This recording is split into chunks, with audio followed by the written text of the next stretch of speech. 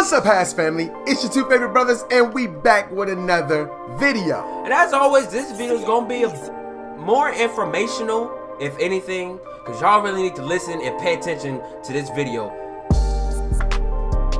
Now, here's a question that me and Jay get all the time. What's the question?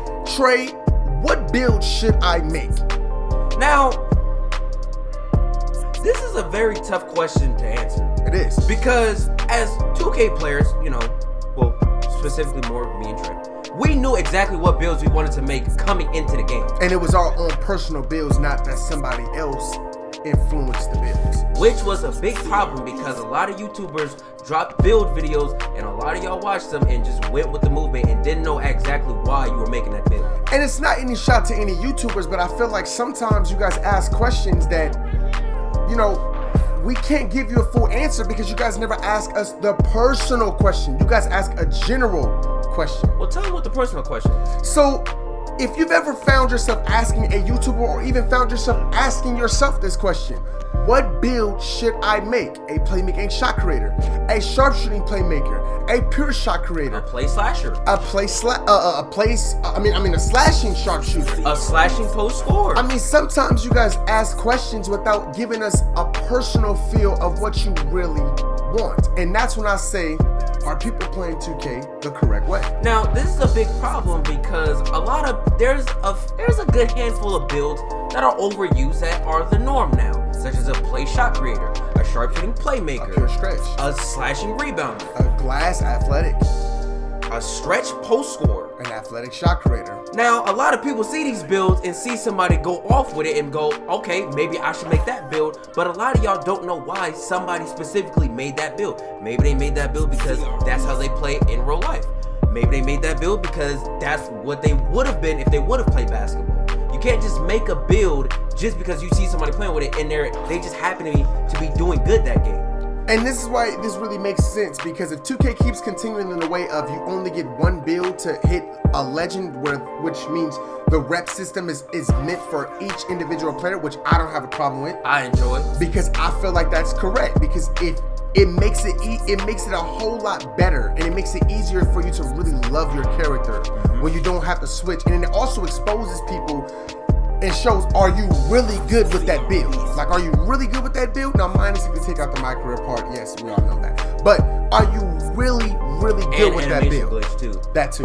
They gotta get rid of that. So the reason why we're here is because I feel like a lot of people always ask us this question, and I want you to ask yourself this question: are you playing 2K the correct way? How many times have you went to a YouTube video and seen, whoa, this guy made this build a 6'10 pure point forward. I'm gonna make a 6'10 pure point forward, maxed out arm spans, and I'm just gonna go dunk on everybody because he's a demigod. But has no clue its stats, has no clue of the strengths and weaknesses. Nope. Have no clue of what would happen if you do happen to make a max wingspan or a lowest weight or a medium weight or a high weight. You're just making the build just to make because you saw a YouTuber make it. And then you get sick and tired of the build because you really didn't want the build to begin with. It's kind of like a kid that's sitting over there in the candy shop, and he keeps looking at this candy that has coconuts in it, but he has no clue that it has coconuts in it. He just sees the candy, keeps begging mom for that candy. Instead of going for the candy that he really wants, the one with the caramel inside, he keeps going to the coconut. And then he finally gets it and he eats it and he's like, ew, what is this? It's the same exact thing. It's like asking for something, but you really don't want that. You only want it just because it looks good. It's right. Eye-catching. So I feel like for people that are playing 2K, I think you guys need to really sit back before you make a build, before you watch any YouTube videos. You need to sit down and ask yourself, what do I want to be in 2K? Now, for me personally, I made a pure post scorer and a pure playmaker. I 99 my pure playmaker because my favorite player is Chris Paul, but my all-time favorite player is Magic Johnson, and I love passing. So what's the best thing to make? A pure playmaker. Now, I didn't make my character 6'10". I made my character my real life height, which is 6'2". And not my real weight, because y'all already know I've been eating donuts. So I made my character my height, my weight when I was actually in full athletic shape. So I feel like when you make a build, you need to make something that's personal to you. Maybe your favorite character, maybe your favorite player of all time. Like if you make a T-Mac. If you make a T-Mac, you know you need to make a pure shot creator. So making a build that you really love makes you love the game even more. That's true, because me personally, I made a sharpshooting playmaker because that's how I play in real life, and I pretty much base my game off Stephen Curry. If we all know, limitless range did not exist until Stephen Curry actually started shooting the ball lights out like he does now. So I decided to myself, I'm gonna base my game off him because I like to dribble and I like to shoot, so why not make that same build in 2K? But I also made a playmaking shot creator because I've also had this fantasy of being able to play like Jordan, because Jordan did shoot a lot of middies and he was always shooting on the move. So with that being said, I also like shooting middies too, but my heart, I love shooting threes, so that's why I 99 my sharpshooting playmaker. So if you're gonna make a build, the first thing you need to do before you do anything is when you're at that screen, when you're about to pick what build you're gonna make, really have a deep conversation with yourself and decide, what do I like to do? Do I like to shoot? Do I like to dunk? Do I like to dribble enough to speed boost, but not dribble too much? Do I like to shoot middies, but also play defense? It's a lot of questions that are gonna go through your head, rather as you just watching a YouTube video, seeing what the build is, making the build, getting into 86, and then just going to go play park with it. Also too, whatever you make, it has to go with who you're playing with. That's true. That's true. If you make a pure slasher, and then your homie is a pure athletic, well, guess what? Your team is one-dimensional. So now, you just made a whole inside team. So now everybody's gonna know where you guys are going.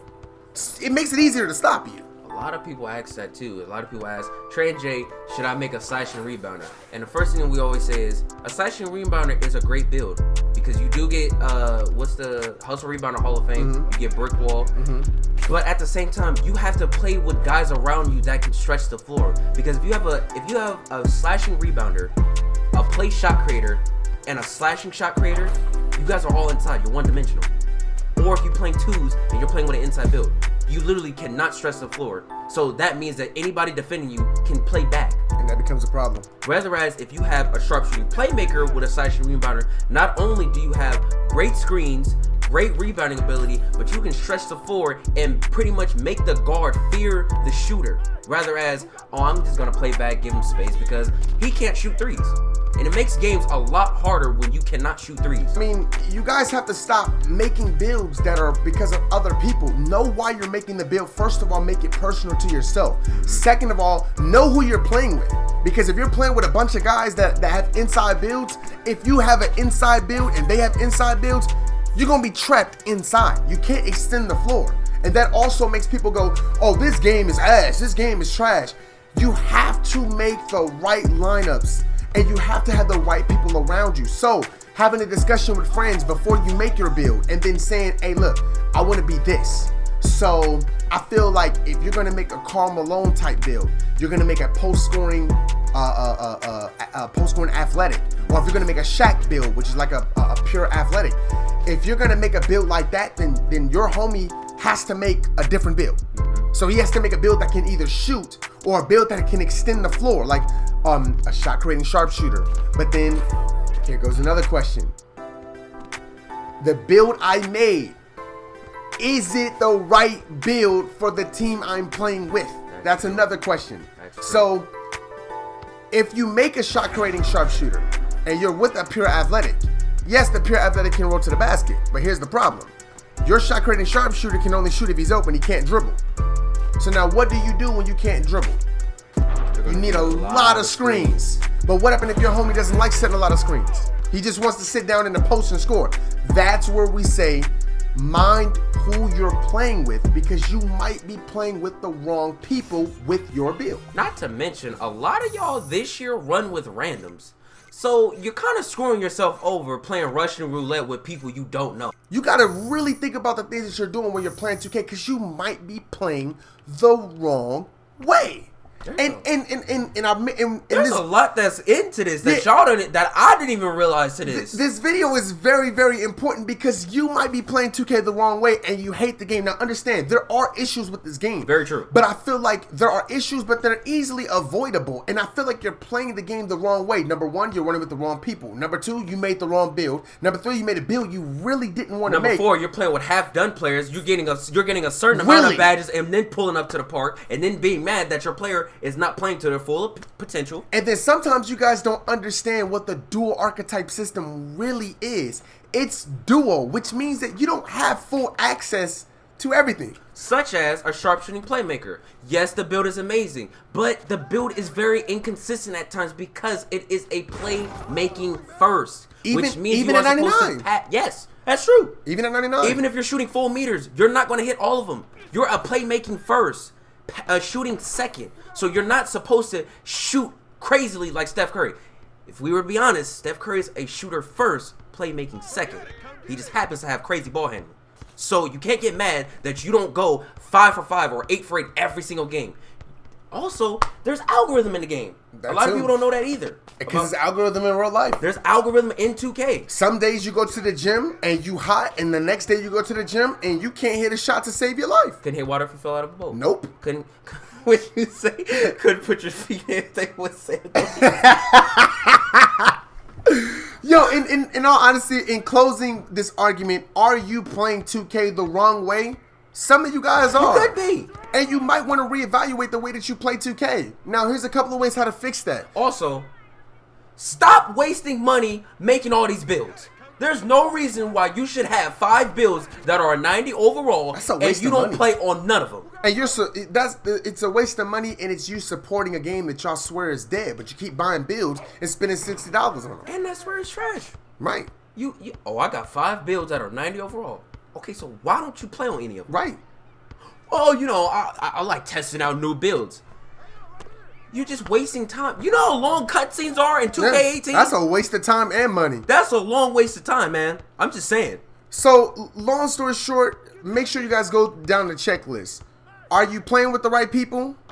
Do you have the right build? Do you really like your build? Are you good enough to play with that build? That too. Are you good enough to play with that build? And who is the lineup that you're playing with? And are you playing with randoms? All of those questions will help you understand if you are playing 2K the right way. It's Tre and J. We signing out. See you guys next time. Keep God first. Stay blessed. Follow us on Twitter, JustinLHazzard. TremellDHazzard. And that's it. We'll see y'all next time. We're out of here. I've been thinking about you, baby. Yeah, I've been thinking about you, baby. Yeah, I've been thinking about you crazy. Yeah, I've been thinking about you crazy as fuck. I've been thinking about you, baby. Yeah, I've been thinking about you, baby.